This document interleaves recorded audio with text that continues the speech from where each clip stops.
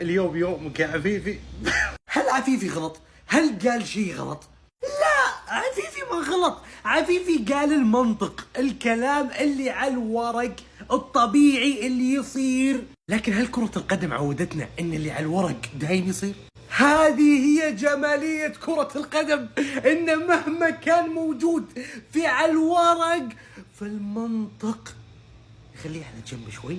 احنا حنلعب في المستطيل الاخضر، يحكمنا 90 دقيقة 120 دقيقة. انت تشوف نفسك الافضل على الورق، يلا طلعها علي يلا. واعتقد الرد كان واضح، الكلام كان واضح. والله انك تاريخي يا عفيفي، وانت عبقري في كرة القدم، لكن للأسف اليوم مش يومك. صباح الخير.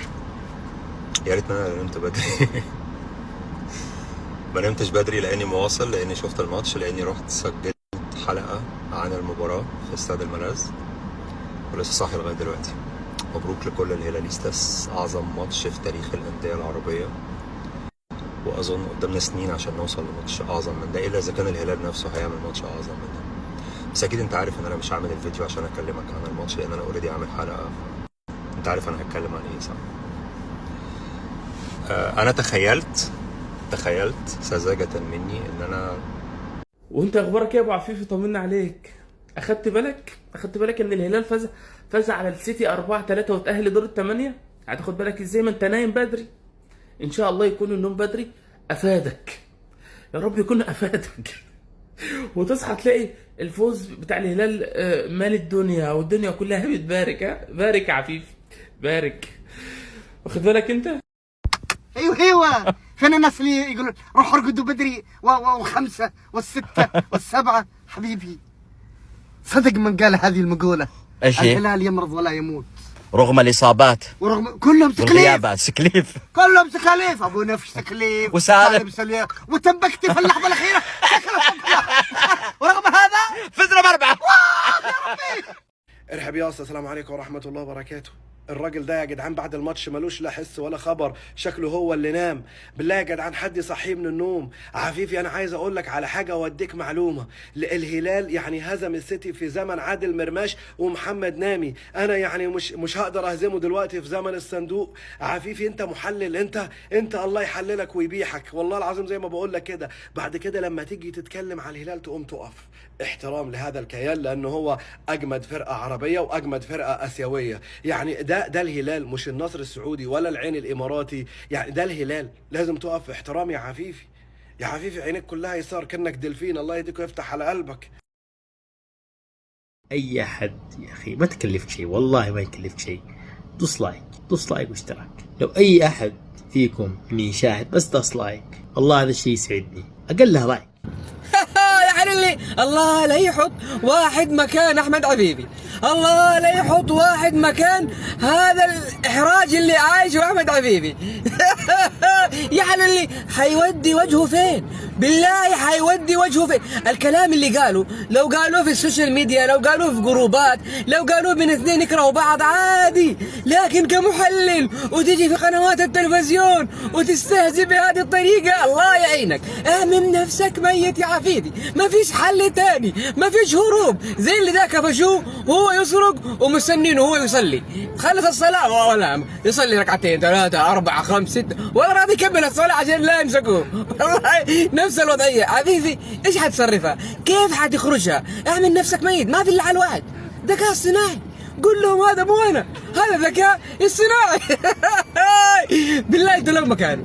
يا حبيبي يا حبيبي اشوف وشك فين يا عفيفي، والله يعينك من الهلالي، كنا لكم العيد الوضع يا حلولي. ابغاكم تلصقوا صورة المهدى في كل المدينة، في كل جدار، في كل عمود. لو ما لقيتوا اي مكان احمد عفيفي طلع قبل ماتش الهلال ومانشستر سيتي وقال لك الهلال عشان يكسب عندي حل سحري ليهم، يناموا ويصحوا تاني يوم يقولوا احنا ما شفناش الماتش. فجمهور الهلال بعد ما كسب مانشستر سيتي مسكوا ركبوا فشخوا هانوا. تخاف تنام بدري تصحى الصبح تقول انا ما شفتش حق؟ يا اخي انت محلل ولا ايش؟ الهلال اثبت إنه أبعد من حدود تفكيرك. الهلال فاز عليك، الهلال أثبت إنه أكبر من مستوى تحليلك. بس نام بدري، وما أوتيتم من العلم إلا قليلا، صدق الله العظيم. أنت محلل؟ والله المفروض تقلي بطاطس، أقسم بالله استفزني يا أخي، ما أكذب عليكم، وترني الجملة ذي. أثق فيه، فاهم يعني عفيفي ذا، أنا بصراحة أثق في تحليله. أول مرة كذا يصدمني، تروح بدري تنام بدري تقول أنا ما شفتش حاجة، لا تنسى تنام بدري يا أخوي. بتقول لي هنعمل ايه قدام مانشستر سيتي؟ نسخه متوحشه. انا اقول لك في طريقه سحريه واحده قبل مباراه مانشستر سيتي، وهي تخش تنام بدري، تصحى الصبح تقول انا ما شفتش حاجه. يا ريتني انا نمت بدري. انا تخيلت سذاجه مني ان انا لما اقول حاجه هزار هتتفهم هزار، لان دي في الاخر الكوره تحتمل الهزار دايما. لو حد زعل مني جوه الكوره كده، انا ما بحبش ازعل حد، ف حقه عليا. يعني دايما انا لما بقول اي شيء بفترض ان في احتمال لسوء الفهم، بس ما تخيلتش ان سوء الظن يوصل للدرجه دي. لكن هذا الشخص اللي ما بيحبش الكوره هو بيحب بلده، فلما فجاه يلاقي فيديو لشخص هو ما يعرفوش اللي هو انا، ويتقال له كعنوان ان هذا الشخص بيهاجم. نعمل ايه قدام مانشستر سيتي؟ انا اقول لك في طريقه سحريه واحده قبل مباراه مانشستر سيتي، وهي تخش تنام بدري، تصحى الصبح تقول انا ما شفتش حاجه. احمد عفيفي، ايوه علمها الخطه، ها الخطه السحريه. انا اعطيك الخطه السحر. عطى الخطه السحريه. اقدرقد انت. اقدرقد كل طعميه واقدرقد. هذا الهلال يا حبيبي. روح حط كانك تلعب فرفيره. هاي فرفيره قص كل شيء ولا هادي اخشب. لا تقول سحر، سحريات هذه حطها في خشمك. روح في السيرك، اروح اشتغل في السيرك. نعمل ايه قدام مانشستر سيتي؟ انا اقول لك في طريقه سحريه واحده قبل مباراه مانشستر سيتي، وهي تخش تنام بدري، تصحى الصبح تقول انا ما شفتش حاجه. صباح الخير يا عفيفي. لا ما يصحش لما يكون الهلال اللي بيلعب، ما يصحش تقول الكلام ده. لكن رسالتك هذه اللي تناقلوها البارح او خطتك تلقى جوابها ان شاء الله. فمان الله. قول هذه الورقة لفها وادهشها وشكرا. طيب بالنسبة لتصريحات المحلل أحمد عفيفي، يعني مو من المنطق يا جماعة إنه بحسب كلام المدعين الناس اللي سببت في يعني الرجال وأصحاب البرنامج يقوموا ويحذفوا الحلقة بسبب إنه الرجال قاعد يهاجم المنتخب، مش منتخب، قاعد يهاجم المشروع السعودي. يعني هذا الشيء مستحيل. الرجال شغال في السعودية، لقمة عيشه كلها هنا، يعني موجود من متى في السعودية. قال يعني قاعد يمزح، هو الرجال قال أنا قاعد أمزح، قلت يا جماعة روحوا ارقدوا.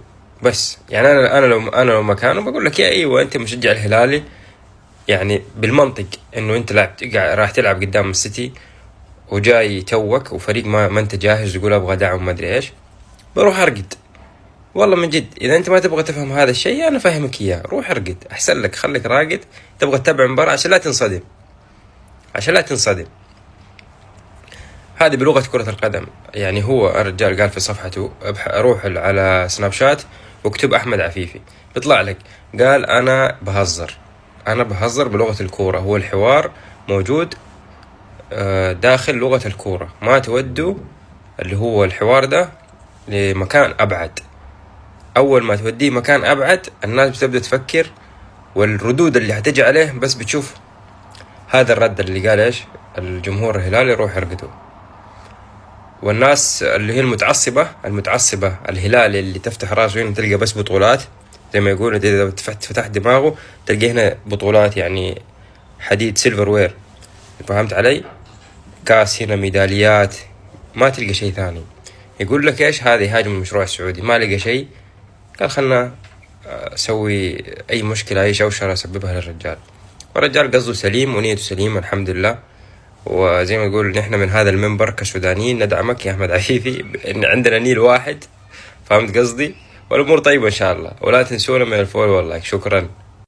رسالة إلى أحمد عفيفي، المحلل الكبير، ما نمناش مع الهلال. شوف الدقائق 90 و2-2 وسهرانين مع الهلال. الهلال هذا الزعيم، زعيم آسيا وزعيم العرب، ما نمناش. هيدا واقع ولا حلم؟ انا عم بحلم ولا هيدا واقع؟ بالله عليكم هيدا واقع ولا حلم؟ يا جماعه مستحيل، والله العظيم مستحيل. لا انا هلا بعدني فايق، شفت رنات تليفونات، رنات قلت شو معقول تبهدلنا ب6 أو 7؟ قلت مستحيل. الهلال مش فاز، الهلال كده التاريخ، الهلال كده التاريخ، الهلال كده التاريخ، الهلال كده التاريخ. لماذا تبكي؟ والله ما ادري، والله ما ادري، لماذا تبكي؟ والله شيء مو طبيعي، لماذا تبكي؟ شيء مو طبيعي، هل كتبت التاريخ؟ هل تصدق اللي صاير؟ تصدق اللي صاير؟ تصدق اللي صاير؟ قوموني من حلمي. مو طبيعي، والله مو طبيعي، والله والله بس وانت مستوعب اللي صاير. هذه كرة القدم، عشان هذه اللحظات اللي حبيناها، عشان هذه اللحظات اللي حبيناها. ما في سيناريو محفوظ. الحمد لله يا رب، يا رب، الف مبروك، الحمد لله، الحمد لله، الحمد لله، الف مبروك، الف مبروك، الف مبروك. يستحق. سيمون انزاجي سوى كش ملك لبيب جوارديولا. اللعيبه اللي مع انزاجي الموسم الماضي ما كانوا ابطال الدوري ابدا، كانوا منهارين نفسيا ومعنويا وبدنيا. شالهم، ضرب فيهم كأس العالم عمالقة أوروبا بنفس اللعيبة. كيف طوعوك انزاجي؟ كيف غيرت عقلياتهم في 10 أيام؟ كيف جعلت هؤلاء الرجال كلهم يتبعوك ويتبعون تعليماتك ويقدمون كل هذه التضحية؟ لا يمكن انزاجي. ايش غيرت؟ انت مدرب عالمي يا سيمون انزاجي.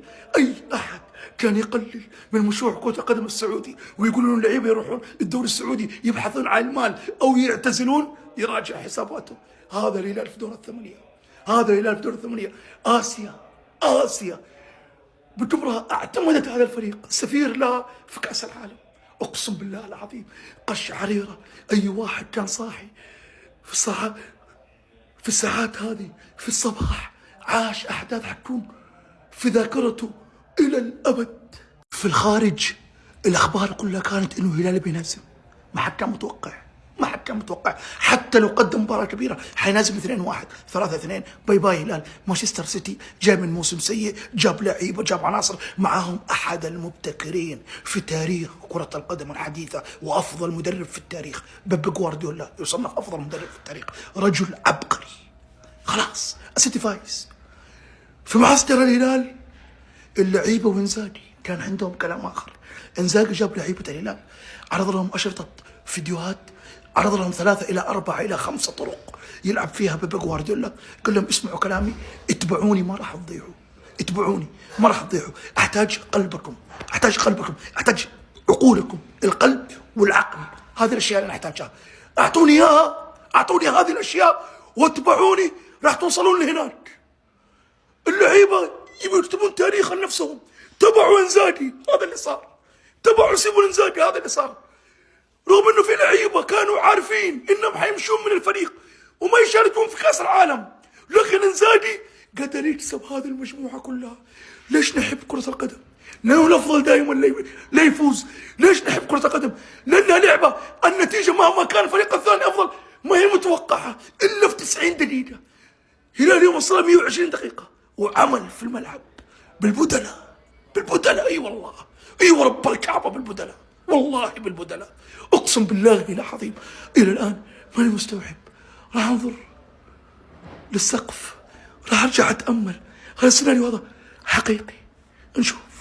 السلام عليكم. تيك تاك بيب جوارديولا يقول لم اتفاجأ، كنت اعلم ان الهلال قوي جدا. يقول دفاعهم منظم والطريقه اللي يدافعون فيها في العمق كبيره جدا ومرتداتهم كانت خطيره. برناردو سيلفا ايضا يقول اصدقائي برتغاليين يلعبون في الهلال كلموني عن نادي الهلال وكنا نعلم انه فريق قوي ايضا. هاي تصريحات لاعبين ومدرب مانشستر سيتي عن مباراه اليوم. شوفوا بكاء فؤاد بن نافل رئيس نادي الهلال.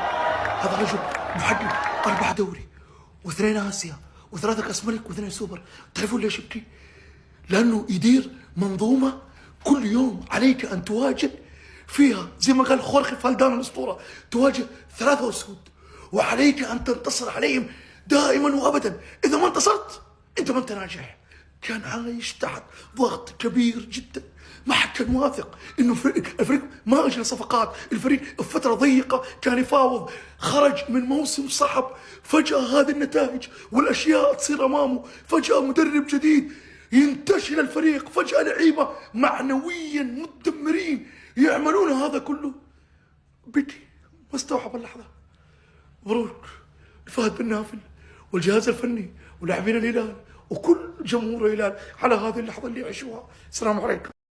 الرجل الامير محمد بن سلمان سمو العاد عراب الرؤيا، كل شيء كان مستحيل يصبح واقع. تطور في جميع المجالات، في كرة القدم، مشروع تطوير الرياضة، الهلال في دور الثمانية في كأس العالم للأندية، آسيا تغزو قارات العالم بالهلال، الأهلي بطل النخبة الآسيوية. أشياء ما كانت متوقعة صارت تصير واقع. كأس العالم 2034، كأس آسيا 2027، استضافة أحداث عالمية كبيرة. والله العظيم هذا رجل فخر لكل العرب والكل سعودي، الله يطول بعمره يا رب.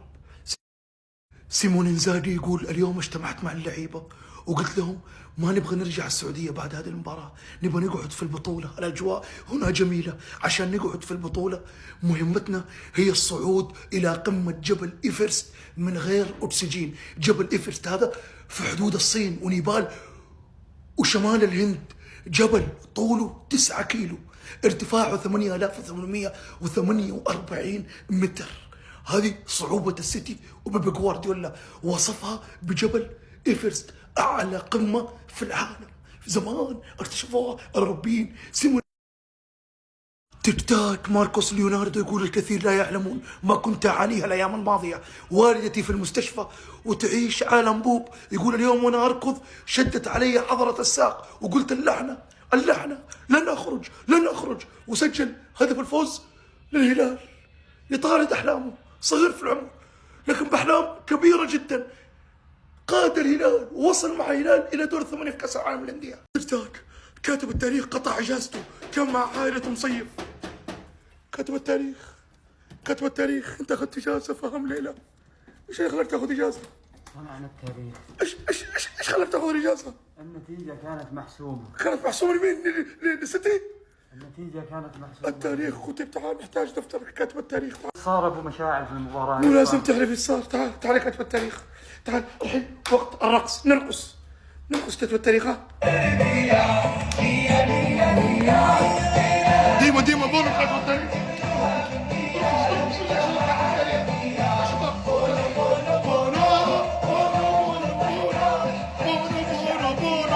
كاتب التاريخ يرقص معايا. كاتب التاريخ قطع اجازته.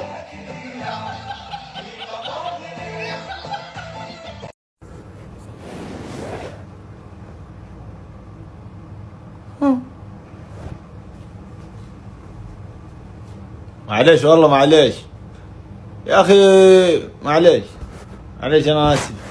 كمان اخواننا طيبين ولا ايش؟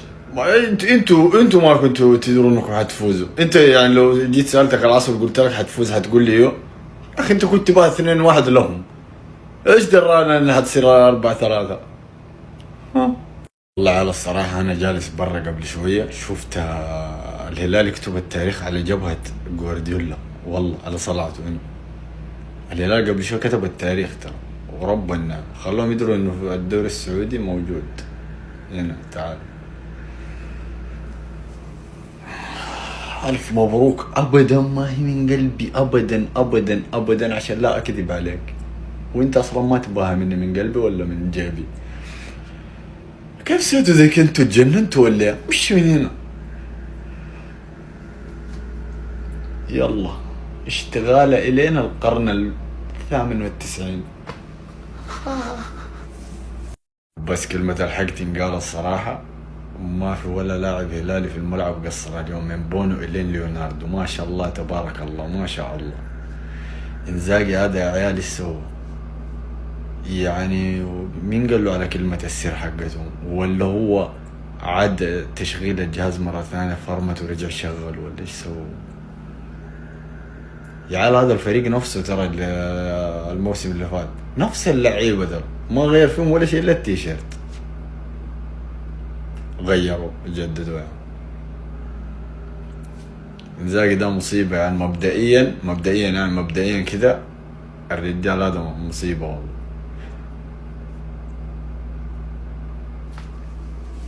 انا معليش اني قلت لكم اشردوا وخذوا هذا سكليف وكذا، انا اللي باخذ سكليف وماني مداوم اليوم. تعريف كلمة والله ما تسجل كذا، والله ما تسجل، ما جات بيدي اليمين بيدي اليسار، ما انت مسجل. لا اله الا الله يا بونو، تعبتني معك، انا ما اقدر انصفك. يا جماعة ما اقدر انصف بونو لانه ما يكفيني انصاف. ما شاء الله تبارك الرحمن، شال واحد واثنين كل ما قلبي نزل عند المريء يرجع. كل ما حسيت بالخرج يقول بونو سيبك خويا بزاف عليك، كان احمق عليك، كان خاف عليك ورجعك بالسلامة، يرجع النفسية طيبة. سبق وقلتها يا جماعة، سوء مستوى بونو الموسم اللي راح من سوء الدفاع، فلما يكون الدفاع متألق ومنظم بونو يقول لك ابشر بي بس انت يعني ابعد الكور اللي ما لها داعي واسهل الباقي، الكور اللي شبه خطر اشيلها انا، بس ما تخلي الخصم يسدد من خارج المنطقة وتورطني كل شوية يسددون على صواريخ اتورط كذا.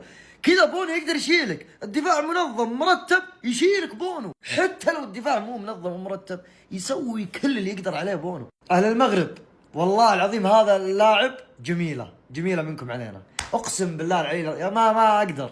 اكتبوا لي رايكم الحين في الكومنت عن كذا كلمة توصفون فيها بونو، ولايك وشير، وحياكم الله. عندي بالاصفر تلقونه في البايو. لعبنا مع مدريد وطلعوا لك بعض الجماهير الثانيه قالوا لك احنا سابقينكم، قد لعبنا مع مدريد من اول، بغض النظر عن مباراه وديه ولا ايا كانت. طيب مشيناها. لعبنا مع باتشوكا وبرضه طلعوا بعض الاتحاديين وقالوا احنا قد لعبنا من قبلكم معهم. طيب اوكي. طيب الحين لعبنا مع السيتي. قد لعبتم من قبل مع السيتي؟ اي شيء، مباراه وديه، اعتزال، خيريه يا رجل. بلاي ستيشن ما قد لعبته صح؟ حنا لعبنا مع السيتي وفزنا على السيتي وفي عز عطاء السيتي. ويجيك واحد يطلع لك يقول لك قبل شوي يعني طالع بعد ما فاز الريال على السيتي، طالع لك واحد يقول لك اصلا هذه البطوله تشغيليه واول مره يجربون تشغيليه. ها انا اوريك التشغيل، اعلمك وش اللي التشغيليه الحين. التشغيليه انك تشتري مثل هذه العده طال عمرك وتضبط لنا نسكافيه ولا شاي، هذا التشغيليه. فلا تقعد تزعجنا، لا تقعد تستنقص منا بالله شاي، لانك تاخرت. تاخرت انت من بدايه هالبطوله، نقول لك شاي تاخرت علينا، ترى بنكلم مديرك. لا تاخر لو سمحت. عزيزي العناوي بعد عمريه خذينا حقك يعني، يكفي يعني العناوي وابوي احترم منه. والله المفروض تطلع وتقول اشكر نادي الهلال على اخذ ثارنا وحقنا من نادي السيتي. بس كلمتين يعني. اتمنى من العناويين يطلعون وينصفون زعيم القاره وكبيرها بانه اخذ حقهم من السيتي. رايحين للسيتي مطفين النور، وابوي حني زعيم اسيا اخرس. قال لك اسكت، والله اعطاك محطك محط ما هو طبيعي. جيت انا وعلمت السيتي وغير السيتي من هو زعيم اسيا وكبيره. بس باختصار، فلازم الان العناويه بكل احترام يدخلون الكومنت ويباركون جماهير الزعيم الحقيقي العالمي الهلال، ونبدا حياه جديده وصفحه جديده. لان الموسم اللي راح تلطخ العين، مع كامل احترامي للعناويه بس اتكلم مبدا رياضي، تسطر العين من يمين ويسار. والله العظيم يعني اشفق على وضعكم الموسم اللي راح، فالله المستعان. وابوي يا عالم اللي صار للتاريخ، اللي صار حدث للتاريخ، لازم يدون عبر التاريخ. ما هو تأهل شيء سهل وبسيط، لا والله. تخيل انك تلعب في اصعب مجموعه في كاس العالم قدام مدريد، بعدها تعادل مع مدريد بمثابه خساره. يعني مدريد المدرب حق مدريد طلع قال والله ما نحرج بالتعادل هذا، بالعكس هذا كان معنى كلامه انك كان فوز حلوين. بعدها تأهل من اصعب مجموعه مع الاصابات عندك، انت تلعب من بدايه المجموعه بدون راس حربه، متروفيتش ما هم معك بطوله كامله. نلعب وتأهلنا دور 16 حلوين. ما اللي قدامنا السيتي. الاغلب قال يا رجل، الاعلاميين قاموا يطقطقون يقول ناموا وما الى ذلك، والبعض قام يقول يا رجال ضاعت، وجات اصابه سالم الدوسري على نهايه المجموعات. خلاص الهلال بيلعب بالدكه، بيلعب بمتعب الحربي جناح. انت متخيل؟ متعب الحربي جناح، ولودي جناح ثاني. يعني ايش المدافعين اجنحه، الحارس هجوم، ما في ترقيع، ما في ترقيع، حتى احتياط ما عنده احتياط. احنا نادي وحيد دخلنا كاس عالم ما عندنا احتياط، ما تعاقدنا مع اي لاعب. برضه تنبكتي جت اصابه، يعني قبل المباراه ب4 ساعات تنبكتي خبر انه جت اصابه ما راح يلعب، اهم مدافع عندك. تخيل يعني انت راح تلعب المباراه بدون سالم الدوسري ولا متروفيتش ولا تنبكتي، تقريبا افضل 3 لاعبين عندك. تخيل خلاص انت كذا راحت عليك. وش صار بعدها؟ توقعون خسرنا ولا صار شيء؟ لا والله، خليني اقول لك وش صار. تحسبون ان هزمنا او تعادلنا او خسرنا بلنتيات؟ لا والله، جاء الهلال وهو مرقع، ما بدون سالم الدوسري ولا ميترو ولا تنبكتي، فاز على السيتي 4 بدون ولا بلنتي. متخيل؟ فزنا عليهم يا رجل، احنا ملاعبين متعب الحربي جناح، وملاعبين مصعب الجوير راس حربه، وملاعبين خالد غنام راس حربه ثاني. انت متخيل هذا الشيء ولا؟ رقعنا بكل شيء، مع ذلك الشخصيه موجوده. الهلال يا ناس، الهلال وين راحوا اللي يقولون مدريد لعب ضدنا بالدكه؟ يا رجل احنا لعبنا ضد السيتي بالدكه وفزنا 4 بعد 4 ما تعادلنا 4. الجمهور النصراوي والاعلاميين كلهم يطقطقون اول ما تعاقدنا على جامي وانه لاعب منسق من النصر ما لذلك. اذا هذا منسق فانا احيي وارحب بكل المنسقين. اي منسق يا ابن نافل تلقاه في السوق تعاقد معه. انقذنا يا ناس، هدف محقق انقذنا، هو التاهل بعد الله عز وجل 50% من لا جامي. شفتوا انزاغي ايش سوى اليوم؟ ما اعتمد على الخطه حقتي. المقطع هذا تذكرونه اللي نزلته قبل يومين، انزاغي ما ادري من سرب الخبر، البليهي من كثر ما هو طفشان في الدكه فتح تيك توك وارسل له رابط المقطع، ولا سالم الدوسري ولا متروفيتش هو مصاب طول ذا قاعد يتابع مقاطع ردود افعال الناس والجمهور فارسل له مقطع لانزاغي، ما ادري بس انا متاكد المقطع هذا وصل لانزاغي لانه سوى خطتي. انا قلت شوط ثاني دخل كل اللي عندك، البليهي، عدود العلاقات، سعود كريري، الرجال بغى يدخل سعود كريري. انت متخيل؟ سوى كل شيء. فلذلك اشكروني قبل الناس لو سمحت، قبل اي احد اشكروني انا، قبل انزاغي وما لذلك. شيء ثاني يا هلالي حقك تفرح لين السنه الجايه حتى لو طلعنا من البرازيلي الدور القادم. يا رجل انت فايز على سيتي 4 بدكه الاحتياط. هم زعجونا مدريد كان يلعب معنا بدكه احتياط، احنا الهلال جينا بدكه احتياط فزنا على السيتي 4. عزيزي المشاهد لا تنسى تضيف صقر، نبي نوصل 50,000 متابع في اقرب وقت، وبرنامج الاسرع انا متواجدين 24 ساعه، لا تنسى تضيفني فيه، وبرضه برنامج تويتر. بس يعطيكم العافيه، السلام عليكم. هذا المقطع تحت عنوان شكر بونو فقط، مقطع مخصص بونو، المقطع كامل ما راح اتكلم عن شيء الا شكر بونو بس، وممكن حتى ما راح اوفي حقه بونو. وبعدين تعبت يا اخي، احنا تعبنا نمدحك خلاص، وصلنا مرحله احنا كل انواع كلمات المدح قلناها، رحنا نبحث في جوجل انواع ذكاء اصطناعي، ارجوك الذكاء الاصطناعي اصرف من اي مدح جديد، ما في خلاص، قال لك خلاص يا حبيبي عارفينك بتروح تمدح بونو ما عاد فيه، لان الجمهور الهلال الثانيين برضو نفس الكلام، نفس مشكلتك اللي تواجهها. بونو ما شاء الله تبارك الله، يعني مباراة الدوري، كاس الملك، النصر وكاس الملك، كل مباراة تجي نقول ما راح يقدم اداء نفس المباراة اللي قبل، تقدم افضل واعظم. انت كيف ما انت افضل حارس في العالم؟ انا بالنسبة لي انت افضل حارس في التاريخ وبالعالم يا بونو. بونو وصل مرحلة من الكمال الكروي لدرجة انه يقدر يحمي ويحرس دولة كاملة. نعم ملك تهاويل ايه، انا صقر، مؤسس تهاويل ايه، مؤسس الاوفر ايه، انا اوفر، انا كبر الموضوع، سميني حيث ما شئت يا عزيزي المشاهد، ولكن كلامي صح. يحرس دولة كاملة ما شاء الله تبارك الله، يدافع عنها، والسكانها ينزلون، احنا في امن وامان بعد الله من بونو، ينامون ما شاء الله تبارك الله. بونو ترى تعمل امدحك تبيها ولا لا؟ ترى بنتهاوش معك عشان الموضوع هذا، ما عاد مدح يكفيك، يعني اوفيك حقك خلاص. لقطة ختام، شوفوا اللقطة هذه، يعني اعطاك سبايدر مان ما شاء الله تبارك الله، حتى سبايدر مان ما يسويها ما شاء الله تبارك الله، رجل قدام ورجل اتجاه الزاوية الأخرى ويد تحت بطنه ويد ما شاء الله كذا، كل هذا عشان يحمي مرمى الهلال. بونو خلاص ما نقدر نمدحك، ترى وقف لو سمحت وقف. عزيزي المشاهد مثل ما تشوف قدامك هنا فوق لم يتبقى على 50,000 متابع الا القليل، ضفني الان يا اخي، لو كل واحد على المقطع ضافني الان وصلت اليوم 50,000 متابع. ولا تنسوا تضيفوني بمواقع التواصل الاجتماعي، هذا تويتر وهذا البرنامج اصفر، كل عليك تضغط الرابط راح يوديك على حسابي. بس يعطيكم العافيه، السلام عليكم.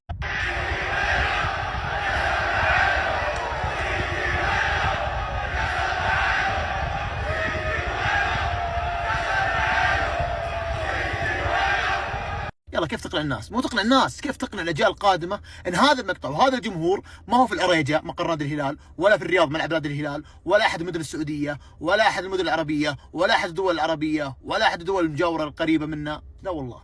هذا المقطع وهذا الجماهيريه والطرب والصخب والصياح والاغاني في امريكا. في امريكا اللي تبعد عنك 20 ساعه طيران، اللي اسرع وسيله تنقل طيران 20 ساعه تقريبا. حد يجادلني، هذه هي الشعبيه الاولى في الانديه السعوديه عبر التاريخ، مو بس الان.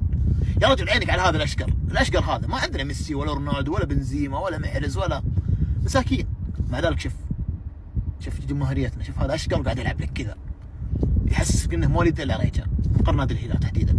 مباراة اليوم اذا ما كانت هي الاولى فراح تكون الثاني افضل مباراة على مر تاريخ كرة القدم السعودية، بعد مباراة السعودية والارجنتين، اذا ما كانت الاولى اساسا للتاريخ. اليوم شيء تاريخ، نتكلم عن لعب، حماس، وداخلين بدكتنا، وداخلين باحتياط، داخلين بكل شيء، داخلين فريقنا مرقع، داخلين يا رجل وشعبيتنا في المدرج، شيء تاريخي. يعني المباراه لو تكتبها سيناريو يجيك مخرج يسوي عنها فيلم، يسوي سيناريو ما طلعت بالحلاوه هذه بالشكل هذا تاريخي مستحيل.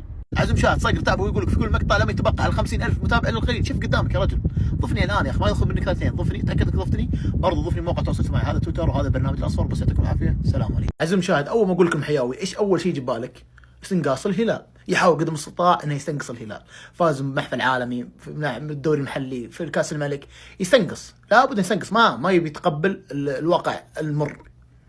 الهلال هو افضل واعظم واكبر نادي في السعوديه. المحياوي هذا لو تخش حسابه تدخل السيرش حقه، البحث حق حسابه الخاص، تكتب كلمه الهلال بس، الهلال، تلقاه متكلم عن الهلال 300,000 تغريده، اكثر من الاتحاد. طبعا هو مشجع اتحادي، يقال انه مشجع اتحادي. لو قلب حساب اخبار الهلال نجح، والله ينجح، حلفت بالله. بيغطي على منبر الهلال، اخبار الهلال، بيت الهلال، من كثر ما يتكلم عن الهلال بينجح. يعني الاخبار الهلال، منبر الهلال وبيت الهلال ما يتعبون نفسهم، يروحون ياخذون الاخبار والارقام من المحياوي. ما شاء الله عليه، ما هو مقصر، يتكلم عن الهلال اكثر من الاتحاد. لكن تعالوا نتكلم عن نفس المبدا حقه، نرد عليه نفس المبدا والمنطق حقه. هو قارن لك بطوله قبل 2 عام 2023 بطوله حاليا، فلذلك خلنا برد عليه نفس المبدا والمنطق، عشان واحد يجيني في كومنت يقول لا انت ليش تتكلم عن الموضوع ما له دخل، ايش دخل؟ لا، بتكلم معه بنفس المنطق. تعالوا. طبعا هو في تغريدته جالس يقارن بين القيمه السوقيه نادي الاتحاد قبل موسمين ونص في عام 2023 كاس العالم للانديه مع القيمه السوقيه نادي الهلال في عامنا هذا 2025. طبعا هذا الشيء كله ما منطقي، يعني كلنا نعرف ان العام 2023 هي بدايه النهضه الكره القدم السعوديه، وقتها بنزيما وكريستيانو ومحرز، وكلنا نعرف ان انديه الصندوق كل موسم لابد ان القيمه السوقيه حقتهم ترتفع، طبيعي، شيء طبيعي، لان انديه الصندوق كل ما تطور نفسها وتعاقد مع لاعبين. صقر الان راح يرد عليه بنفس المنطق والمبدا حقه، ما راح اختلف عنه بشيء عشان اقفل الموضوع كامل، عشان ما حد يجيني في الكومنت الان يقول ايش دخل ما ادري شو، برد على نفس المنطق حقه والمبدا. هو مو قارن بطوله قبل 3 سنوات، طيب هو عام 2023، احنا راح نرجع لعام 2022 قبل بطولتهم بسنه. الهلال راح لكاس العالم في المغرب، موقف فترتين، رفضوا يفتحوا له فتره استثنائيه، قيمته السوقيه 39 مليون يورو، اللاعبين متكسرين رايحين فيها لدرجه لاعبين كاريو وسط، الكاريو التصريح التاريخي هذاك اعطيناه ابر لين لعب كمل. مع ذلك الهلال بالقيمه هذه السوقيه، وكان هو اقل من اقل الانديه في كاس العالم وقتها كقيمه سوقيه، وصل نهائي كاس العالم. متخيل؟ وصل نهائي كاس العالم. بينما ناديك المحياوي ونادي الاتحاد في عام 2023 في كاس العالم للانديه اللي انت جالس تتكلم عنه، كان هو ثاني اعلى نادي كقيمه سوقيه بعد السيتي. شوف الفوارق بينه وبين الانديه الثانيه. لو تجيب بزر من الشارع تمسكه ما لها في الكوره تقول شوف الصوره هذه وشوف على قيمه سوقيه، من توقع يوصل النهائي، اطراف النهائي، بيقول لك اتحاد السيتي هم اطراف النهائي، مؤكد، شيء مؤكد، ممكن حتى يراهن عليها والعياذ بالله. وش صار بعدها؟ توقع ان الاتحاد وصل النهائي؟ لا والله. ايه توضيح قبل اقول لك السيناريو اللي صار. كاس العالم اللي وقتها ترى ما هو مثل الان، كان سهالات، ما بيدور مجموعات و16 والدور 8 والنصف النهائي والنهائي، لا لا لا لا، 3 مباريات تفوز فيها توصل النهائي، مبروك. تخيل انك بس تفوز على 3 انديه من هذه توصل النهائي. ايش صار بعدها؟ لا والله، جاك الاهلي في وسط ملعبك وسط جمهورك، وكاس العالم برضو كان ملعب في جده، في السعوديه، في جده في مدينتك، بغك ب3، قال يلا توكل. السيتي وقتها اساسا ما وصل حتى جده، السيتي ما وصل جده حتى وقتها، طلعت من كاس العالم. بينما الهلال في كاس العالم الحالي 2025 اخذ المركز 16 كاعلى قيمه سوقيه بين الانديه. متخيل؟ مركز 16 يعني فوقه 15 نادي اعلى منه كقيمه سوقيه، 15 نادي، مو نادي واحد مثلك. مين المركز الاول كاعلى قيمه سوقيه؟ ريال مدريد. من ريال مدريد اللي تعادلنا مع دور المجموعات، واللي طلع المدرب حقه بنفسه وقال اللهم لك الحمد، تعادلنا مع الهلال، ما انحرجنا، بالعكس كاننا فزنا. ومين المركز الثاني؟ مان سيتي اللي فزنا عليهم اليوم، فزنا عليهم احنا بالدكه احتياط ومصابين ولاعبين ب4-3، فزنا عليهم ب4-3، متخيل؟ بدون بلنتي بدون اي شيء. وش هذا الكلام؟ عزيزي المشاهد، مثل ما تشوف قدامك لم يتبقى على 50,000 متابع الا القليل. ضفني الان يا اخي، ضفني، وضفني بمواقع التواصل الاجتماعي، عندك تويتر هنا ورابط البرنامج الاصفر، وبس يعطيك العافيه، السلام عليكم. تغريدة تكتب بماء الذهب، أقسم بالله العلي العظيم. في كأس العالم أرسل زعيما ولا توصح. شيء اللي صار اليوم يا عيال ما هو طبيعي، أقسم بالله العظيم. مهما حتينا ومهما قلنا ومهما اليوم اللي سووها اللاعبين واللي سووه نزاقي الله ياخذ حياتك كالشايبة العايب. أقسم بالله مبروك عليكم النصر وستام، خلوه يجيكم. واسم إذا ما اشتقتوه بأول شهرين منع مجيد أذكركم. ما حد يجي يقول لك الهلال عمل ايه مع مانشستر سيتي، قول له كيفه كيفه. اعتذر اعتذار شديد لجمهور الهلال لتشكيكي في قدرتهم على الفوز على مانشستر سيتي. ألف مبروك لجمهور الهلال التأهل، وحسبي الله عليك يا أمريكا، ما خليتينا نشوف هذه المباراة، حسبي الله. التشكيك في قدرة الهلال على الفوز على السيتي كان شيء مفهوم صراحة. يعني الهلال بدون سالم الدوسري مع الحالة البدنية اللي ظهر فيها في دوري المجموعات كان كل شيء يدل أنه السيتي بيفوز وبسهولة بعد. لكن هذا درس نتعلمه، أنه ما مستحيل تشكك في الهلال مرة ثانية. الهلال نادي كبير، وبهذا الفوز الانتصار على السيتي والتأهل لدور الثمانية الهلال سبب في أنه وضع دوري روشن الآن على الخريطة. من السنين القادمة كل الأندية وكل العالم حيحسب ألف حساب لكل نادي سعودي. للأسف المباراة فاتتني، فما عندي أي نظرة تحليلية للمباراة، لكن كل اللي أقدر أقوله ألف مبروك، وبإذن الله الهلال يوصل لأبعد طريق ممكن في هذه البطولة. سيتي وينه؟ كسرنا هنا. سيتي وينه؟ كسرنا هنا. سيتي وينه؟ كسرنا هنا. لا خلاص، أنا بلغت من العمر ما يجعلني، ترى والله صرت ما أتحمل الضغوط زي والله ماني برفيقكم. يمكن أول مرة صار، ترى ماني برفيقكم، ماني بالأول اللي عندي جلد. ارتويت ولا مليت؟ كل شيء يسمى ارتويت. ايش جابك للواد يا بيب؟ والله يا اخوان اكثر واحد فرحت له بالنافل الصراحة، يعني واضح يا اخي والله حزنني. ترى الضغط عليه، جاء ضغط رهيب جماهيري واعلاميين. اللي يقول هذه المرحلة ليست مرحلة فهد بن نافل، واللي يقول فهد بن نافل والمفرج مفاوضين سيئين ومفاوض الهلال، وين الصفقات، وين مدري وش، وين. احيانا يا اخوان ترى في اشياء ما هي بيد رئيس النادي، وهذا اللي وضح بعد المباراة. يعني واضح الفرحة اللي هو فيها خلاص، يعني زي ما تقول ايش انتوا تقولون انا رئيس سيء، شوفوا انا وين وصلتكم يا جماهير الهلال والكرة السعودية الصراحة، خاصة يعني بعد هدف مالكم الواحد يعني صار يشجع الهلال الصراحة.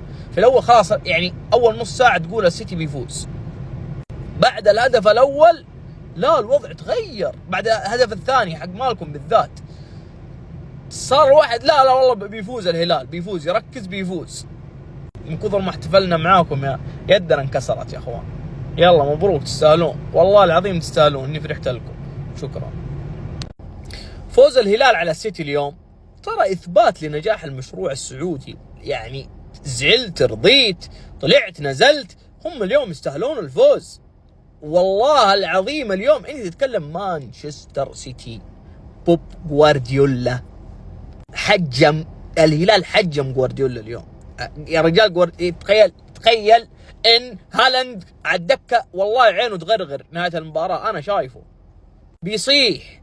تخيل ان لاعبين مانشستر سيتي زعلانين. تخيل ان الهلال يغلب حامل اللقب والله العظيم يا اخوان. واسكات للناس، تسكت الناس اللي كانت تقول الله مشروعهم فاشل، الدوري السعودي ضعيف، الدوري السعودي ما عنده. هذا الجام لكل الناس اللي تقول هذا الكلام، كانوا يستنقصوا مننا او يستنقصوا من الصرف. دول هذول يصرفون على الفاضي، هذول وانتم عارفين من اللي كان يتكلم عن دورينا من الناس اللي برا، فاهمين؟ لا اليوم اثر الصرف ظهر الصراحه يعني. واعتقد ان الهلال مؤهل انه يوصل للنهائي. انت قدامك فلومينينسي وبعد كذا تقابل الفايز من تشيلسي، يعني انت ممكن تروح للنهائي، ليش لا؟ اذا يعني باذن الله يوصل للنهائي. شكرا. فعلها الهلال يا عيال، والله فعلها كل واحد نقص في الهلال، لكل واحد توقعها تاريخية والكلام التافه ذا حقكم. فعلها الهلال وتأهل لدور الثمانية في كأس العالم من قدام مانشستر سيتي. الله الله أكبر، الله أكبر، الله أكبر. وش اللي يسويه الهلال؟ وش يسوي الهلال؟ هذا الفريق العالمي، هذا الفريق المرجلة، هذا الفريق اللي صار حديث العالم، هذا الفريق اللي كل الفرق الحين مشجعين العالم راح يشترون فنايله لاجل الهلال، وليس لاي لاعب. انه الهلال يا ساده، انه الفريق العالمي، انه الفريق العالمي وجد في القاره الخطا. الهلال ليس مكانه في قاره اسيا، مكانه في دوري الابطال. اقسم بالله قلت لكم سابقا، الهلال جالس يضيع نفسه في قاره اسيا. الهلال جالس يحاول يطور دوري ابطال اسيا. شوفوا اليوم ضد مانشستر سيتي بالأربعة، ضد مانشستر سيتي اللي قيمة لعيبته 10 أضعاف قيمة لعيبة الهلال، مليار و200 مليون، ضد هالاند. ضد اليوم انت شفت كيف شفت المدرب كيف مدرب انزاجي، كان في ناس ينتقدون انزاجي، شفت انزاجي كيف خلى اول مره اشوف الهلال في التحولات سريع، بوم بوم بوم بوم بوم، الكل يعمل الكل يعمل الكل يعمل الكل عنده الشغف، عنده الرغبه، جالس يطور اللعيبه. اقسم بالله قرنتا حديث العالم الان الهلال.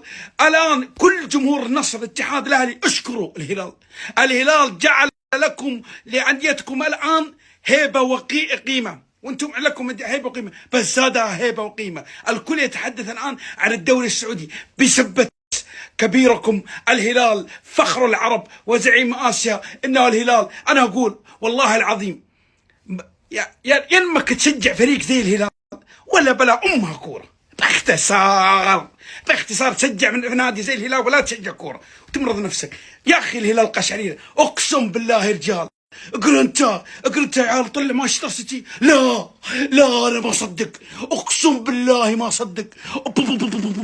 انا اعيش اللحظه اللي عشتها مع السعوديه والارجنتين. اوبا كيف لي ان انام، كيف لي ان انام، كيف لي ان انام. اشكركم من اعماق قلبي يا هلال انكم ادبتوا هذا الاصلع الاقرع المخرف. اشكركم انكم ادبتوه وفضحتوه للناس بلعيبه دكه، وهما غير يصرف ويصرف ويصرف ويصرف.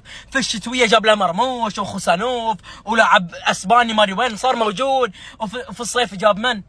شرقي، وجاب ذكروني رينجرز ذا المحور، وجاب ماري من ما خلى ولا بقى في الصيف، وجاب من هنا وجاب من هنا. في النهايه وجه الهلال ورنا الهلال بالاحتياط. وركز واسمع معي، باشتراك واحد قادر انك تشوف كأس العالم للأندية وكأس العالم للمنتخبات الموسم القادم، والمسلسلات والافلام بأعلى جودة. الرابط في البايو وكل الخصم موجود. ارجع وابارك للمرة الثانية والثالثة والرابعة لكل هلالي هذا الفوز، تستاهلوا.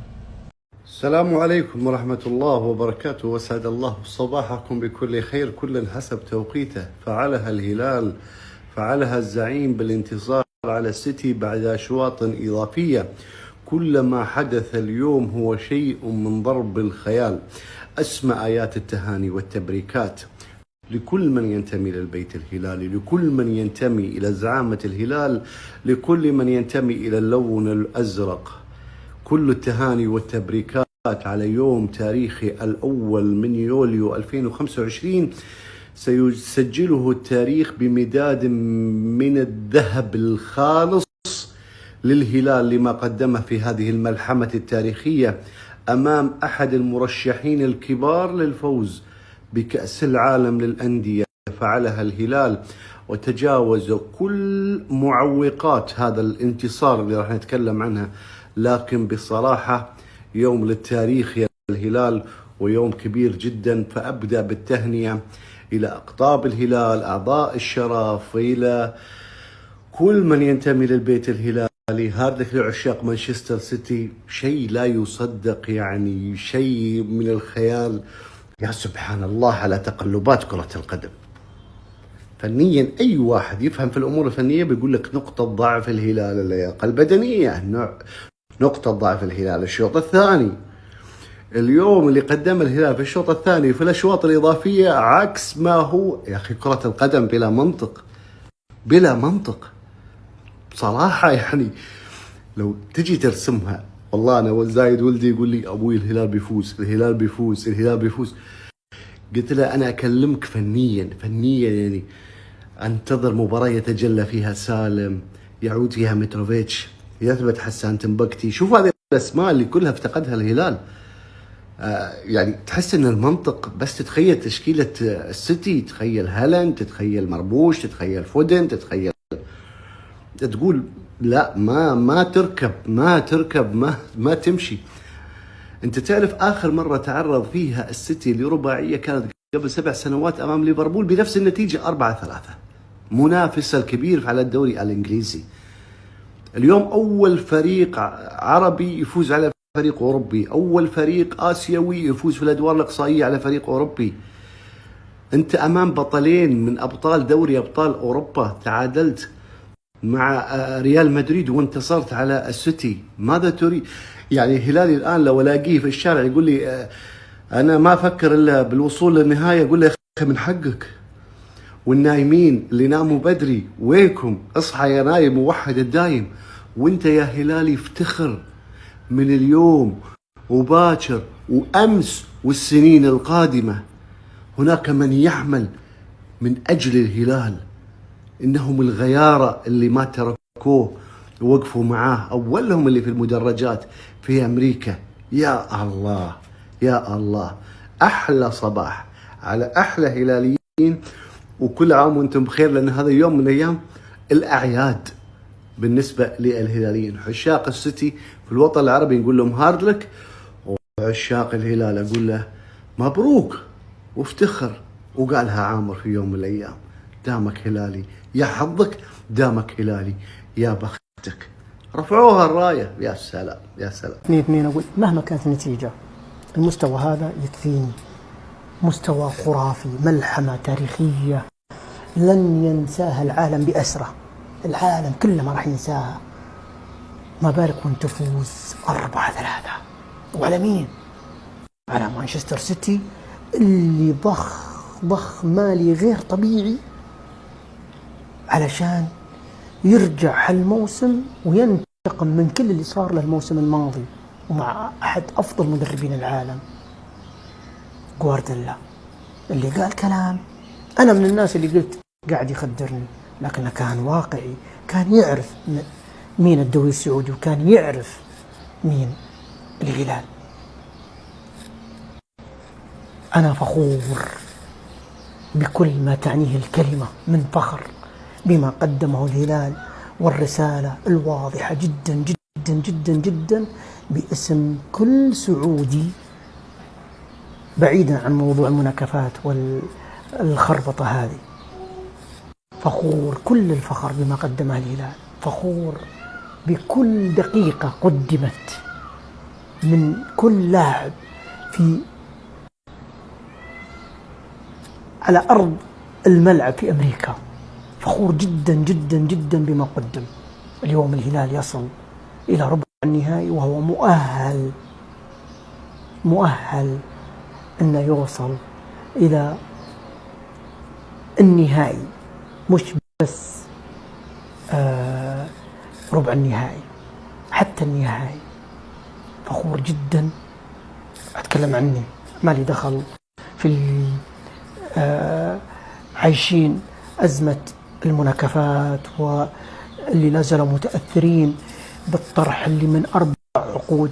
أنا ما أقدر أدخل معهم في هالنقاش هذا، ولكني فخور جدا بما قدمه الهلال، سعيد جدا جدا جدا جدا جدا. أنا كرياضي، كإعلامي رياضي، أرفع راسي إني أنا سعودي بهذا المستوى الكبير، أرفع راسي حيل. ولا راح يكون الهلال بالحالة اللي رافع راسي. بيجيني الأهلي، بيجيني الاتحاد، بيجيني النصر، كل الأندية دي حترفع راسي، حنقول كلمتنا بإذن الله، حنقول كلمتنا. أعرف أن الموضوع صعب يتقبله المشجع الرياضي الغير هلالي، ولا زلت أقول أن هذا بسبب الطرح اللي كان متغلغل في إعلامنا أكثر من 4 عقود. ما ألومهم، ولكن لازم نستوعب إن حنا نمر بمرحلة انتقالية على مستوى المشروع الرياضي السعودي. لازم تستوعب هالشيء، لازم تركب معنا القطار ولا بيفوتك القطار. ما راح يوقف ولا راح يرجع لك، حيفوتك القطار. ولهذا انبسط. الهلال ما هو بالحالة اللي راح يشرف الكرة السعودية. حيجيك الأهلي، حيجيك الاتحاد، حيجيك النصر بإذن الواحد الأحد. حتشوف أشياء تسعد فيها وما تتخيلها. اليوم اللي قدمه الهلال رسالة عظيمة جدا، أني موجود كدوري سعودي، موجود، وأفخر وأفاخر بهذا الأمر.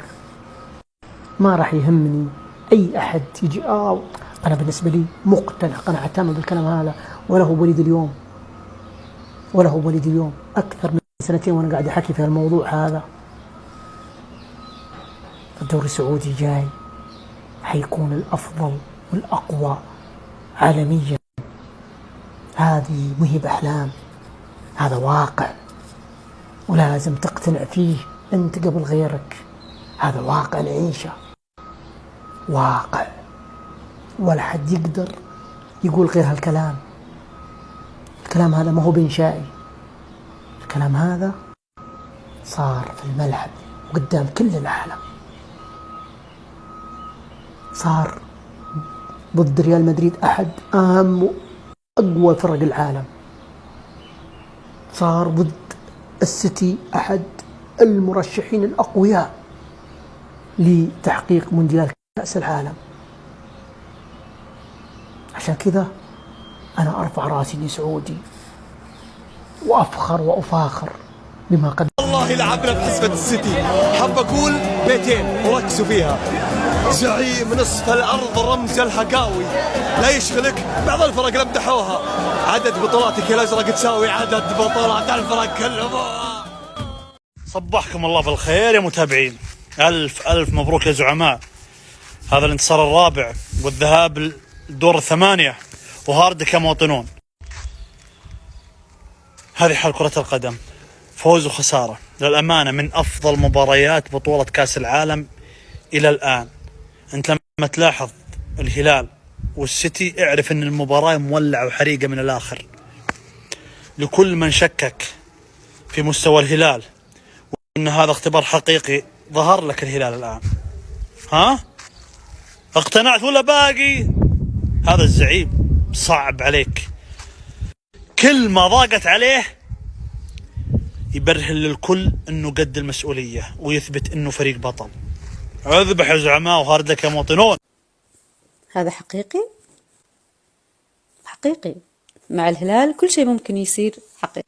بصراحة أنا بعد وصلني خبر غياب حسان، القولون عندي بوم.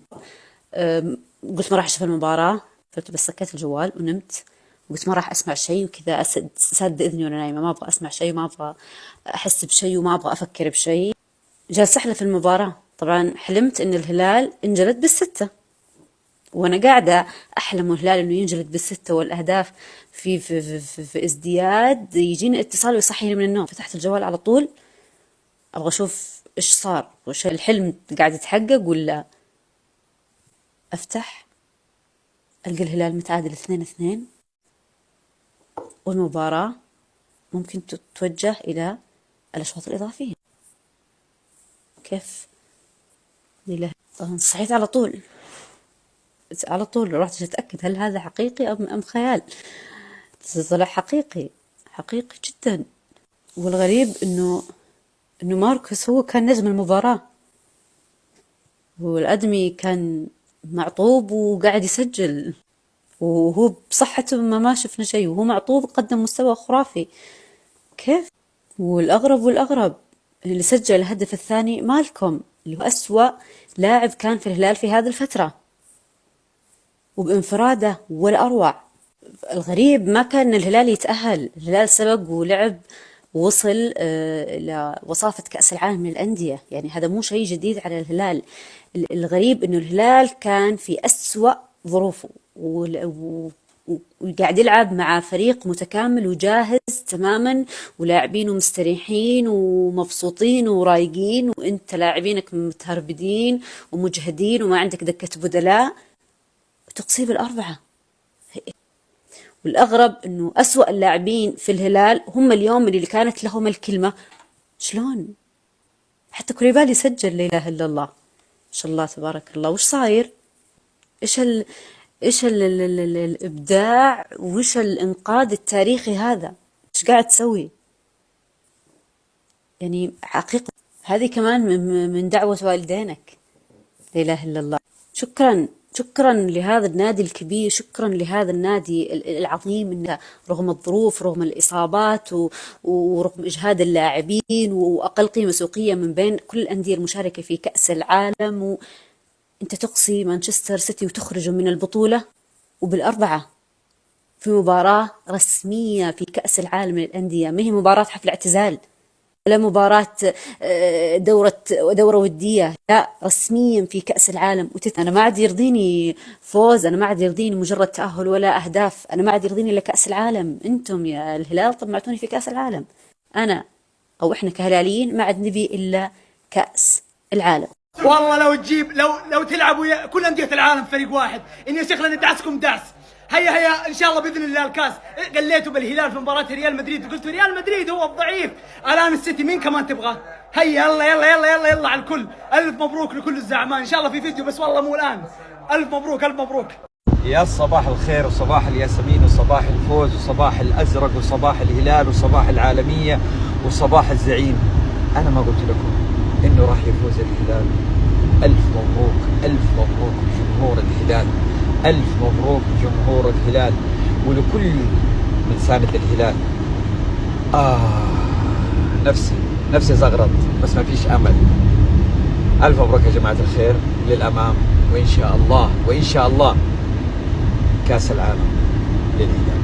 وأنا أقولها اقسم بالله جنون اللي صاير يا ناس. كل ما صعبت المهمه على الهلال كل ما بدعوا اكثر. في كاس العالم اللي لما تاهلوا النهائي كانوا داخلين بدون صفقات، كاس العالم هذا كان اصعب ودخلوا بدون صفقات، وافضل لعيبه عندهم والهدافين كانوا مصابين، لا سالم ولا متروفيتش ومدرب جديد، مع ذلك وصلوا بالنهائي. لما تشوف الجهه الثانيه يعني السيتي جوارديولا له سنوات معهم، اسامي قويه عندهم، توم مسوين 3 صفقات واول 10 دقائق سجل هدف على الهلال، مع ذلك الهلال قدر يقلبها الى 4.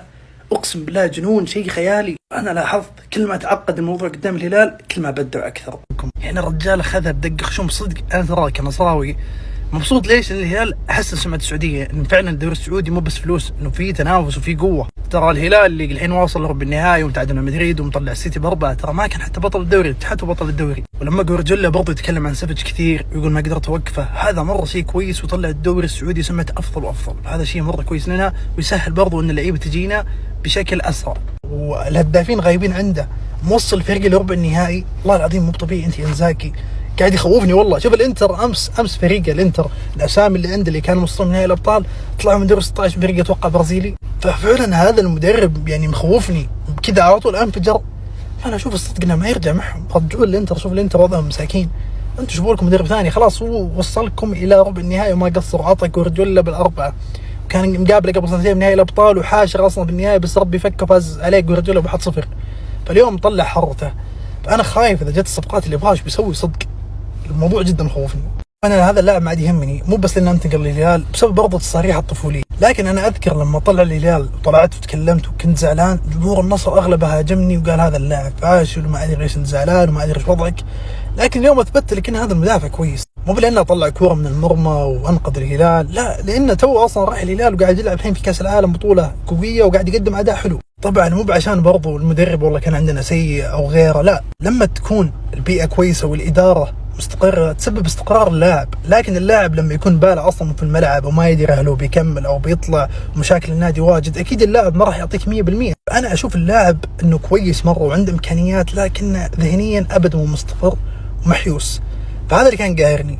فحاليا زي ما انت شايف يعني، وتونا عادي جدا يجيب العيد في الهلال مستقبلا، لكن لما انا زعلت لما انه طلع من النصر لا تلومني، لان شوف الاداء اللي قاعد يقدمه حاليا مع الهلال. ليش مستغرب؟ انتصر الفريق اللي يستحق. الف مبروك للهلال الانتصار التاريخي ذا. والهلال قد انتصر على مانشستر قبل، يعني ما فيها شيء جديد، بس انجاز عظيم للهلال والكرة السعودية، وهارد لك لي مدرب التاريخ جوارديولا ومشجعين مانشستر. لكن كالعاده قبل ما نبدا المقطع تنسون لايك والفولو والشير، هذا زرع يسار هم يا اخوان، عندنا هدف نبي نوصل له، لا تبخلون عليه. نعيد ونقول الهلال لا يمتلك حظ، وسبق وقلتها، الهلال يمتلك تاريخ، الهلال يمتلك شخصية، الهلال يمتلك روح. اليوم حتى مع تعب اللعيبة جالسين يقاتلون، ويمتلك جماهير. شايفين ولا لا؟ هذه عوامل اسباب نجاح الهلال لحد الان. والله تاريخيا الاثنين ذولي مكانهم في الدوري الانجليزي صراحه. شفتوا يا اخوان كيف وسط ملعبك يتفوق على وسط تاريخي مثل السيتي وفي لاعب بلندوري فيه. اليوم حتى جوارديولا مصرح يقول سافيتش هو كان الافضل ولا قدرت اوقفه. لا ننسى روبن نيفيز اللي نازل تقول هو افضل لاعب انا شفته بعد بانيكا. ولا ننسى بعد بونو، الشوط الاول كان كله للسيتي، كانت المباراه منتهيه من الشوط الاول، لكن هذا الشيء اللي احنا نقوله. جيسوس من اللي كان يقول ابي حارس اذا الهجمه 100% هدف، ابي حارس يطلع لي. هذا اللي صاير. 6 تصديات يا رجل. انا استغربت ليش عطوا ليوناردو رجل المباراه. الواجب هذا هو رجل المباراه. طبعا انزاغي شيء تاريخي، تمسك الفريق في اقل من شهر، والكل متوقع الهلال بيطلع من دور المجموعات، واعذار يعني انك ما شفت الفريق ولا تعرفت عليه، لذلك تقدم شيء تاريخي وتمسك السيتي وتصفق حتى جوارديولا. هذا شيء تاريخي الصراحه، على الرغم من الاداء اللي انت قدمته، فنرفع لها القبه. طبعا نجي سيد المدربين اللي انا لازلت اقولها، الفلسفه. فلسفه الهلال استحق ما نقلل، لكن في فلسفه. تسحب المهاجم وتسحب رودري بعد ما دخلت الشوط الثاني، وبن شرقي دكه، يعني شيء غريب الصراحه. يعني ما ادري الفلسفه ذي ليش، الرغم تستاهل الخروج اللي انت فيه.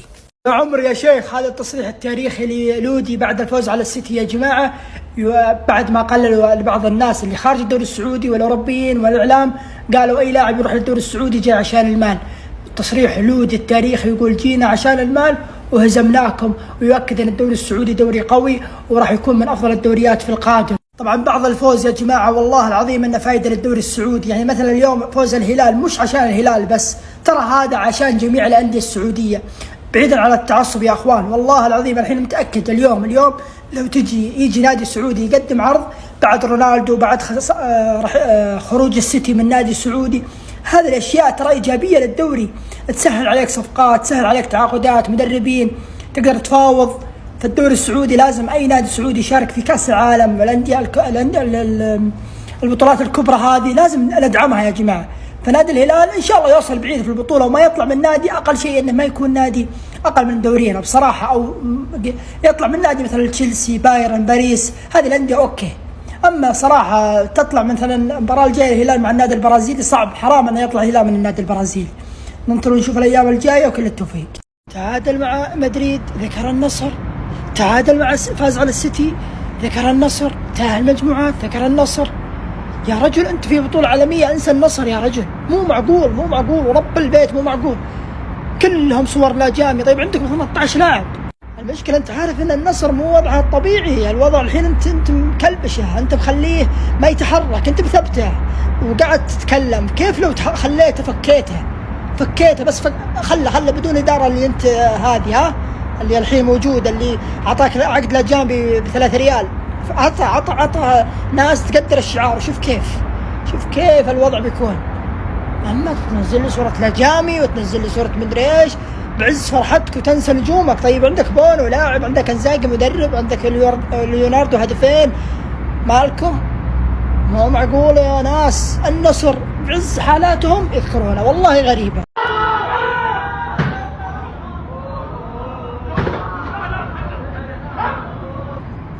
نزلتوا مع الريال، تأهلتوا المجموعات، فزتوا على السيتي، وصلتوا نهائي كاس العالم.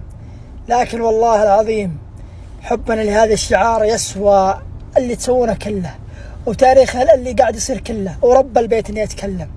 الله يحفظك يا هذا الشعار العظيم، وبإذن الله تعالى ان الله يكرمنا بفوز، وبإذن الله يفرحنا قريبا بمشيئة الله تعالى. بك الكلام ولا خليه. هذه بالنسبة لي اعظم مباراة شفتها الفريق سعودي في محفل قاري بدون اي نقاش. حتقول لي انت اتحادي، انت اصلا تقبل الهلال، شوف الواقع بعينك. انا اعمى ما شجع احد، انا مالي ميول في احد. هذا اللي شفته قدامك كيف تقدر تنفيه؟ باي حجة تقدر تتكلم عن اللي شفته؟ اذا بتتكلم بواقع، الفريق اللي قدامك قدم مباراة للتاريخ. اللي سواه الهلال اليوم ما يهمني انت تشجع، اللي سواه الهلال اليوم للتاريخ. عجبك ولا ما عجبك؟ هذا واقع، تعايش معاه. تخيل في تطبيق ينزل على جوالك تتفرج المباريات والافلام والمسلسلات كلها تخطر على بالك، ويمديك تحملها وتفرجها بدون نت، تفرجها في اي مكان، وحتى في نت الملعب بس هي مشغل المباراه بكم؟ ب100 ب70 ب80. عليك الشهر 18. الى الان انا ماني مصدق. الهلال غلب السيتي برباعيه بدون قائد الفريق، وبدون مدافع الفريق، وبدون متروفيتش مهاجم الفريق، بدون سالم وبدون مترو وبدون تومبكتي المدافع الاساسي. اقسم بالله العظيم ماني قاعد اطبل، هذا واقع صار قدامي، العين شفته قبل شويه. انا لين مو مستوعب، هذا واقع صار في الملعب، انا عيني الان مو مصدقته. والله العظيم ماني قاعد اجامل، انا قاعد اقول اللي شفته بالضبط، ما زدت ولا حرف. انا ما بارك كثير، ولكن المباراه دي حقيقه اقل شيء اقوله لكم مبروك على اللي سويتوا لي، مبروك. متى حنفتح الموضوع ده؟ انا خلاص اقتنعت، ما حد يكلمني في الموضوع ده. ياسين بونو افضل حارس في العالم بدون اي منازع وبدون اي نقاش. لو في احد يفك منه الخانه دي فهو كورتوا، غير كده هو الافضل في العالم.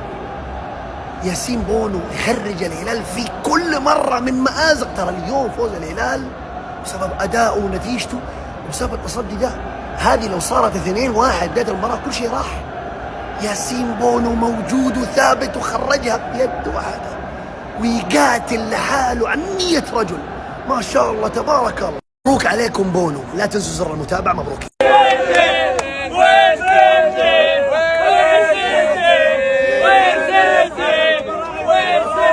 تعال احنا في نهايه العالم، مشجع من السيتي مستحي ولا وجهه من مشجعين الهلال والهاجم يسوي له خلاص هناك اهو.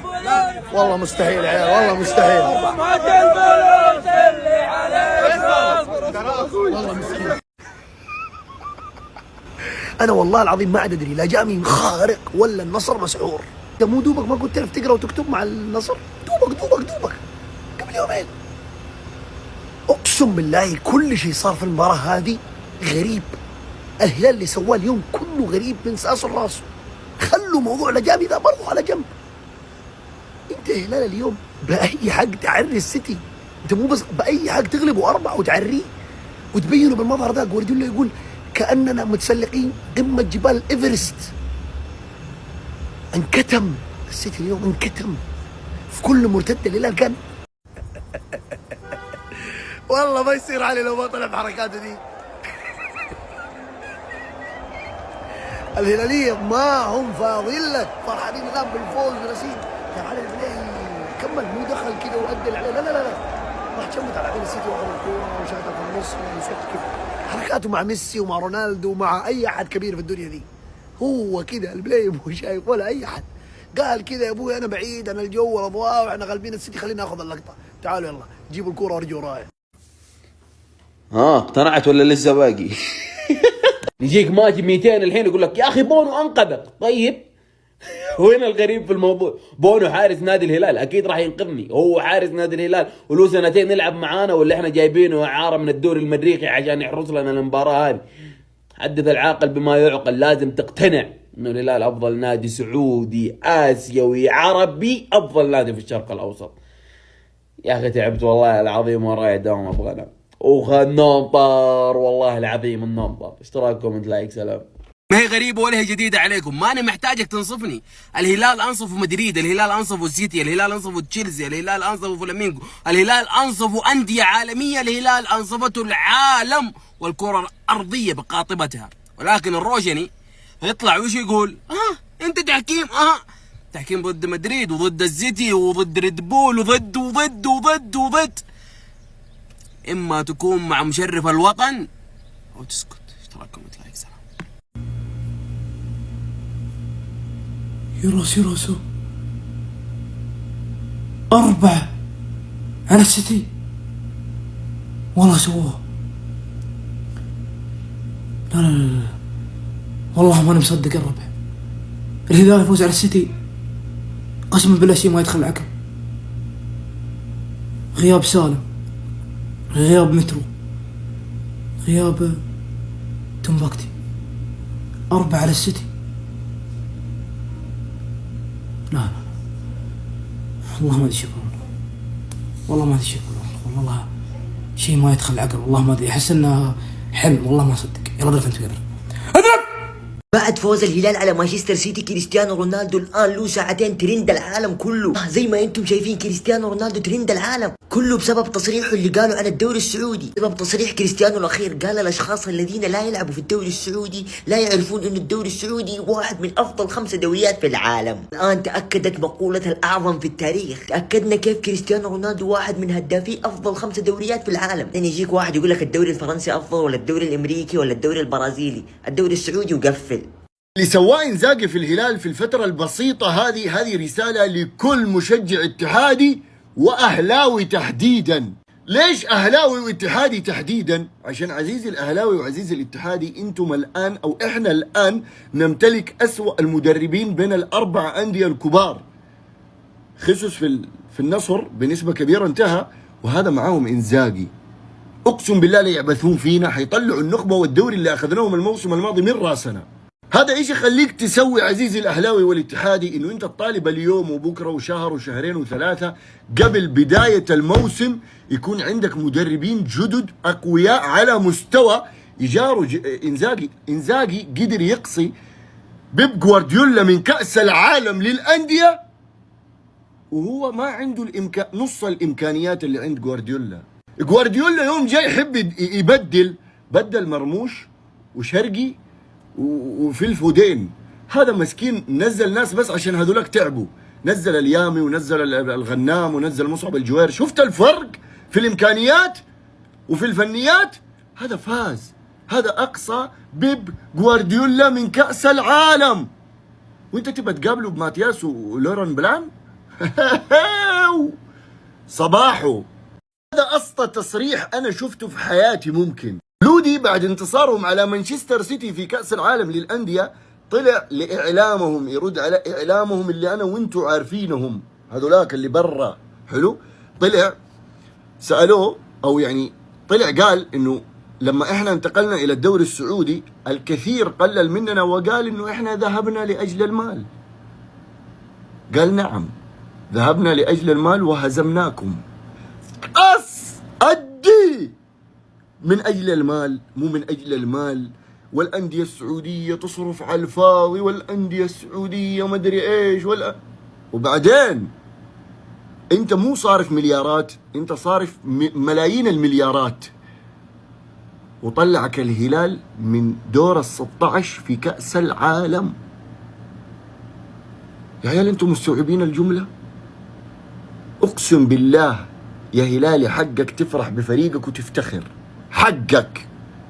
يا عيال انا عندي سؤال، والله انا عندي سؤال. احنا لنا للدوري السعودي، للناس اللي لها ميول في الدوري السعودي، الهلالي، النصراوي، الاهلاوي، الاتحادي، احنا ليش يعني نستحي نقول انه احنا نمتلك افضل حارس في العالم، او نمتلك افضل لاعب في العالم، او نمتلك افضل وسط في العالم، او افضل مدافع في العالم؟ يعني اذا الحين عندك ياسين بونو، ايش ينقصه عشان يكون افضل حارس في العالم؟ عشانه يلعب في الدوري السعودي؟ ولا ايش بالضبط؟ سؤال. لانه اللي يسويه ياسين بونو مع فريقه او مع الهلال بالذات في القمم وفي المباريات الكبيره، هو لازم يصنف انه هو يكون من افضل حراس العالم. يعني دحين هو ولا إيدرسون؟ اللي هو يلعب إيدرسون اللي اصلا في مانشستر سيتي، هو ولا إيدرسون؟ اكيد ياسين بونو. ليش احنا ما نصنف لعيبتنا من الافضل في العالم؟ ومو بس ياسين بونو، هذا مقياس فقط. عندك إيبانيز واحد من افضل مدافعين العالم، والله ما استحي وانا اقولها، اقسم بالله إيبانيز واحد من افضل مدافعين العالم بالذات في الوقت الحالي. ليه ليه ليه ليه ليه, ليه ما نقول كده؟ ليه؟ ايش عندنا يا عيال؟ ترى مش المشكله فينا، لازم نكبر نجومنا لانه هو ذا الصح. نجومنا قاعدين يعطوا في الملعب اكثر من الاعلام. بعد ما خلصنا القياس على إيبانيز وياسين بونو انه هم يصنفوا من افضل اللاعبين في العالم، سافيتش. تعالوا نشوف سافيتش. احنا يعني ما ابغى ابالغ، تبوني ابالغ. سافيتش بنسبة 90% من أندية العالم، 99% من أندية العالم سافيتش يلعب اساسي. في كل أندية العالم سافيتش يقدر يمسك خانة اساسي. ليه ما يصنف من افضل لاعبين العالم؟ هل لانه يلعب في الدوري السعودي؟ ليش قيمته السوقية نزلت عن أول؟ أنا متأكد سافيتش في أوروبا يوم كان يلعب في الدوري الإيطالي ما كان يلعب بهذا المستوى. الآن يلعب بشخصية عظيمة جدا، مع ذلك ما يصنف من أفضل لاعبين الوسط في العالم. ليه؟ سؤال. هلالي، أهلاوي، اتحادي، نصراوي، صدقني أنت المفترض تدافع على لاعبين فريقك عشان تبرزهم للناس. لازم انت اللي تبرزهم للناس، لانه صدقني في ناس ما يبغوا الافضليه للاعبين اللي عندنا. الموضوع عندكم. الله يسعدك النصر، الله اني احبك يا اخي. ذا الحين الهلال له فتره يفوز في هذا وفي السبيل بعد ما مر شوف ب 28,000 برقيه ويرسل مرة يعتذر، مرة يوافق، مرة يقول عندي إجازة ما أبغى. شوية وجاك نصر مكشح بالنور وطفي النور، دخل على الخط يفاوض. يبغى سمين. فزنا فزنا فزنا فزنا، من لا يثق في الهلال لا يشجعه. فزنا فزنا فزنا. نبغى اللي بعده، هاتوا افحل شنب. انا ما عشت لحظه زي كذا في حياتي. لا لا لا لا لا لا لا لا لا لا لا. الهلال فاز يا ناس، فزنا على السيتي. اللي بعده اللي بعده اللي بعده، من لا يشجع الهلال. عز عز عز يا ناس، عز عز ورب العباد عز. بم بم بم. احد افضل لاعبين الهلال الحاسم ماركوس ليوناردو. كنت اجري بسرعه، شدت علي عضله الساق فقلت اللعنه لن اخرج. هذه الروح هلاليه، والله الروح هلاليه. في هدف الرابع استلمت الكره وشعرت بتشنج في كلتا ساقي، ولكني استمريت. روح الهلال. الكثير لا يعلمون بما اعانيه. والدتي كانت في المستشفى تعاني، كانت تعيش على الانبوب. اليوم صحتها أفضل. أشكر عائلتي فهم سند لي، وبدونهم لن أنجح. والله العظيم أنا أول المتأسفين لك. أنا آسف يا ليوناردو. الهلال لا يختبئ، هذه الكلمة اللي احنا نبغاها طول حياتنا. الهلال فعلا لا يختبئ. السيتي، مدريد، برشلونة، هاتوا أفحل فريق. الهلال لا يختبئ. تحية ليوناردو. ألف مبروك لكل عشاق الهلال. أقسم بالله العظيم إني ما أستوعب اللي صار لمدة 10 سنوات قدام. شيء ضرب من الجنون، ضرب من الجنون اللي سواه الهلال اليوم. شيء مفخرة لكل هلالي، لكل هلال اللي سواه. والله العظيم إنه مفخرة إنك تفوز على السيتي بالأربعة وتسيطر في أجزاء من المباراة وتلعب على التحولات اللي طبقتها على السيتي، الفريق العظيم جدا بدفاعه بحارسه بوسطه القوي، تطبق عليه التحولات ذي. لا والله العظيم إنك فريق كبير، وإنك تمتلك مدرب كبير، وإنك تمتلك لاعبين في أرضية الملعب يعرفون قيمة شعار نادي الهلال ويلعبون من أجل شعار نادي الهلال. ألف مبروك تريليون لكل هلالي. أنا ما كنت أتمنى الهلال يفوز، ما كنت على الإطلاق أتمنى، لكن بالمستوى اللي أنا شفته ورب الكعبة أنه يرفع لكم القبعة إلى ما لا نهاية. المباراة اللي اليوم ما في هلالي راح ينساها، ولا في مشجع لكرة القدم حول العالم بينسى أن الهلال فاز على السيتي بالأربعة. ألف مبروك لكل عشاق الهلال. الهلال أصبح أول نادي عربي يحقق انتصار على نادي أوروبي في الأدوار الإقصائية من كأس العالم للأندية بالنظام الجديد وبنتيجة وأداء. يا حبيبي يا هلال، يا حبيبي يا هلال، يا هلالي. كيف لي رونالدو معك؟ كيف بطل، رفع الراية، رفع العلم، رفع الشعار. يا حبيبي يا رونالدو، يا حبيبي. مبروك مبروك يا هلال.